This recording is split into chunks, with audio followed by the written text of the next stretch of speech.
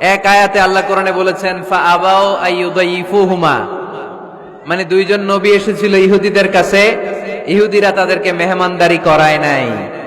এটা একটা বদনাম না? ওমরে ফারুক যখন রাদিয়াল্লাহু তাআলা আনহু মদিনার খলিফা, ইহুদিদের একটা দল ওমরে ফারুকের সাথে সাক্ষাৎ করে এসে বলে, ওমরে ফারুক, তোমাদের কোরআনে আমাদের ইহুদিদের ব্যাপারে একটা বদনাম আছে। কি বদনাম? এই আয়াতে তোমাদের আল্লাহ বলেছে ফাআবাউ আইয়ুদাইফুহুমা, মানে দুইজন পয়গম্বর এসেছিল আমাদের কাছে, কিন্তু আমরা এগরে খাওয়াই নাই, এরা ক্ষুধার্ত ছিল। কিয়ামত পর্যন্ত তোমরা এই আয়াত তেলাওয়াত করবে আর মানুষ আমাদেরকে গালি দিবে। তো গালাগালির দরকার নাই, চলো একটা মিউচুয়ালে যাই। কি যাই? Mutual understanding. বেশি কিছু করা লাগবে না। এই ফাআবাউ আইয়ুদাইফুহুমার আবাউয়ের যে বায়ের নোক্তাটা, এইটা সরাই দিয়ে তুমি উপরে দুইটা নোক্তা দিয়েই বারে তা বানায় দিবা। তাহলে অর্থ হবে ফাআতাউ আইয়ুদাইফুহুমা, মানে দুই নবী আসছে আর ইহুদিরা তা করে খাওয়াইছে। ওমরে ফারুক বলে কি লাগবে? কয় এক নোক্তা চেঞ্জ করা লাগবে। কয় একটু দাঁড়া। এরা তো মহা খুশি, আজকে আমাদের মিশন কমপ্লিট। ওমরে ফারুক ঘরের ভিতরে ঢুইকা একটা তলোয়ার নিয়ে আসছে। কয় কার কার লাগবে এদিকে আয়। সব দিছে দৌড়। সুবহানাল্লাহ কইবেন না? আরে ওমরে ফারুক তো এমন সাহাবী ছিলেন যাকে দেখে মুনাফিকরা থরথর করে কাঁপতো। ওমরে ফারুক তো এমন সাহাবী ছিলেন যাকে দেখে শয়তানও কাঁপতো।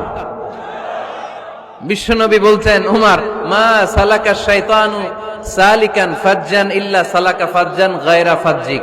ওমর, ইবলিস শয়তান যদি তোমারে কোনো রাস্তা দিয়ে আসতে দেখে, ইবলিস ওই রাস্তা থুইয়া অন্য রাস্তা দিয়ে চলে। আমাদের দেশে আমাদের ছেলেমেয়েরা যখন খেতে চায় না, আমরা বলি আম্মু তাড়াতাড়ি খাও, ভাল্লুক আসবে, বাঘ আসবে, বিড়াল আসবে, বলি না? আপনাদের বান্টিতে কি বলেন? আপনার ছোট্ট মেয়েটা রাতের খাবার খেতে চায় না, খাবার নিয়ে পিছু পিছু দৌড়াইতেছেন, মা খাও, কি আসবে বলেন? বিলাই। আর কি বলেন? আচ্ছা, শিয়াল আসবে, কুকুর আসবে, বিড়াল আসবে। মদিনাতেও মদিনার মায়েরা বাচ্চাদেরকে রাতে খাওয়াতে পারতো না, তখন বাচ্চাদেরকে বলতো, মা তাড়াতাড়ি খাও, হা হুয়া ইয়াতি ওমর, ওই যে ওমর আসতেছে।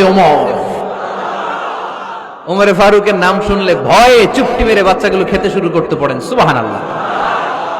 এজন্য বিশ্বনবী বলেছেন, লা নাবিয়্যা বা'দি ওয়ালা রাসূলা, আমার পরে কোনো নবীও নাই, রাসূলও নাই, তবে লাউ কানা বা'দি নাবিয়্যুন লাকানা ওমর, আমার পরে যদি নবী হওয়ার কোয়ালিটি কারো থাকে, আমার ওমরের সেই কোয়ালিটি আছে। ওমরে ফারুকের কাছে আসছিল একটা নোক্তা চেঞ্জ করার জন্য, বাইরে তা বানাইতে পারছে? এইভাবে অনেক ভাবে ইহুদিরা ষড়যন্ত্র করেছে, একটা অক্ষর, একটা নোক্তা চেঞ্জ করতে পেরেছে?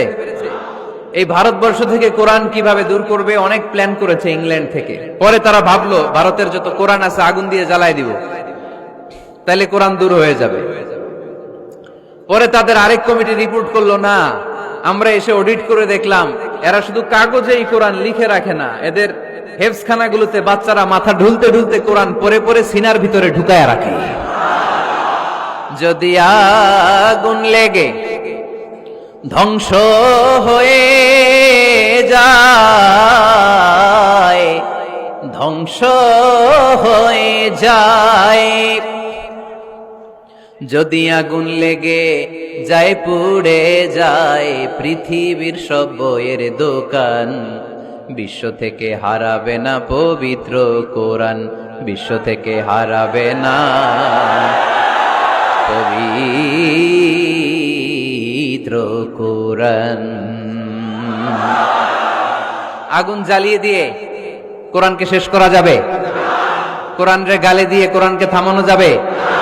কোরআনের মাহফিল বন্ধ করে কোরআনের আওয়াজকে স্তব্ধ করা যাবে? পৃথিবীর কোন অপশক্তি কোরআনের কিছুই করতে পারবে না। চিল্লায় বলেন ঠিক কিনা? এজন্য আমরা কোরআনের সাথে থাকতে চাই, ইসলামের বিজয়ের অংশীদার হতে চাই। চিল্লায় বলেন ঠিক কিনা?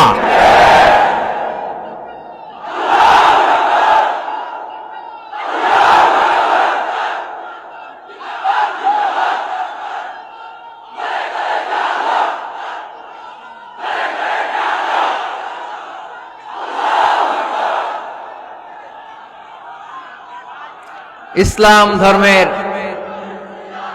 প্রথম বৈশিষ্ট্যের নাম হচ্ছে আর রাব্বানিয়া, মানে হচ্ছে এটা রবের দেয়া ধর্ম। ইসলামটা দিয়েছে কে? এটা কি সত্য ধর্ম না মিথ্যা ধর্ম? কার দেয়া ধর্ম?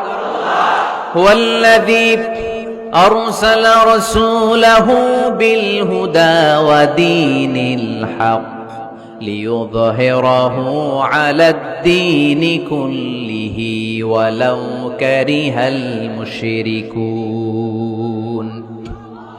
তিনি তো এমন সত্তা যিনি তার নবীকে সত্য ধর্ম দিয়ে পাঠিয়েছেন, হেদায়েত দিয়ে পাঠিয়েছেন। মুশরিকরা কোরআনকে, ইসলামকে যতই না অপছন্দ করে, ইসলামের আওয়াজকে কেউ থামাতে পারবে না। এজন্য ইসলামের প্রথম বৈশিষ্ট্যের নাম আর-রাব্বানিয়া। এটা রবের দেয়া ধর্ম। এটা মন মস্তিষ্ক প্রসূত কোনো ধর্ম নয়। এ ধর্মের সবকিছু রব কেন্দ্রিক, রব সেন্টার্ড, রবের টেক কেয়ারে চলে। সব জায়গায় রবের নাম আছে না নাই? আমরা যখন বলি আল্লাহ দুনিয়ার কল্যাণ চাই, আখিরাতের কল্যাণ চাই, আগুনের শাস্তি থেকে তোমার কাছে পানা চাই, তখন আমরা রবের নাম নেই।